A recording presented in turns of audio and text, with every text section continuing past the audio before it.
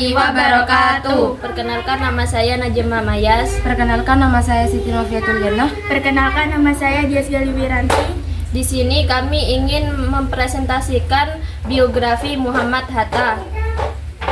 Baik, di sini saya akan menjelaskan biografi Muhammad Hatta. Muhammad Hatta lahir pada tanggal 12 Agustus 1902. Dia lahir di Bukit Tinggi, Sumatera Barat. Wafat pada 14 Maret 1980, umur 77 tahun. Tempat wafat Jakarta. Muhammad Hatta lahir dari keluarga ulama dan pedagang yang terpandang di Minangkabau. Ayahnya bernama Haji Muhammad Jamil, seorang ulama yang wafat saat Hatta masih kecil. Ibunya sendiri bernama Siti Saleha, berasal dari keluarga saudagar kaya. Setelah ayahnya meninggal, Hatta diasuh oleh kakeknya yang juga seorang saudagar. Sejak kecil, Hatta sudah menunjukkan kecerdasan dan ketertarikannya pada pendidikan. Ia tumbuh dalam lingkungan yang religius dan berpendidikan, yang kelak membentuk pola pikir dan karakternya sebagai seorang pemimpin. Di sekolah, Hatta dikenal sebagai siswa yang rajin dan pintar, terutama dalam bidang ekonomi dan politik. Pada tahun 1921, Hatta melanjutkan pendidikan di Hendel Hogeschool di Rotterdam, Belanda, mengambil jurusan ekonomi. Selama di Belanda, Hatta juga mendalami pemikiran sosialisme dan nasionalisme yang nantinya berpengaruh besar pada perjuangannya untuk kemerdekaan Indonesia.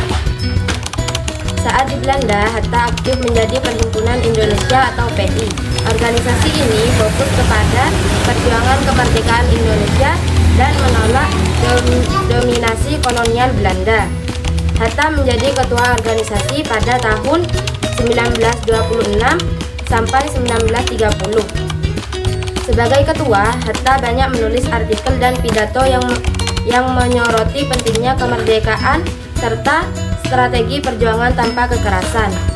Pada 17 Agustus 1945, Hatta bersama Soekarno memproklamasikan kemerdekaan Indonesia.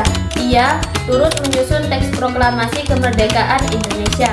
Pada 18 Agustus 1945, Hatta diangkat sebagai Wakil Presiden Republik Indonesia pertama.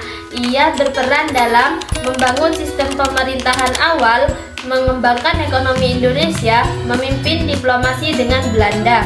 Pada 1948, Hatta juga menjadi Perdana Menteri dan memimpin konferensi Meja Bundar KMB 1949 yang menghasilkan pengakuan kedaulatan Indonesia oleh Belanda. Pada 1 Desember 1956, Hatta mengundurkan diri karena perbedaan pandangan dengan Soekarno.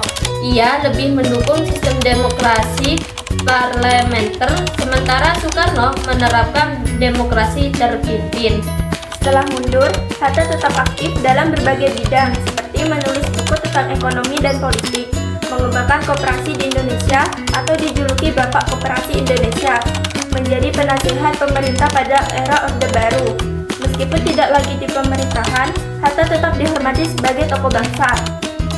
Muhammad Hatta meninggal dunia di Jakarta pada 14 Maret 1980 dalam usia 77 tahun. Ia dimakamkan di TPU Tanah Kusir, Jakarta. Hatta dikenal sebagai pemikir ekonomi yang mendukung koperasi sebagai sistem ekonomi rakyat.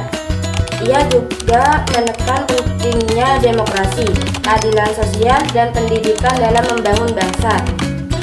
Ia sering mengutip prinsip hidupnya yang berisi, "Aku rela dipenjara asalkan bersama buku, karena dengan buku aku bebas."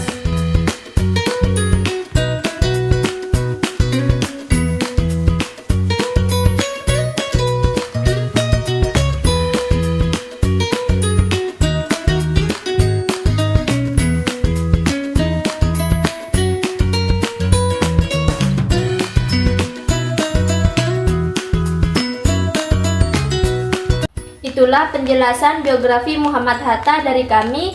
Selebihnya mohon maaf. Wassalamualaikum warahmatullahi wabarakatuh.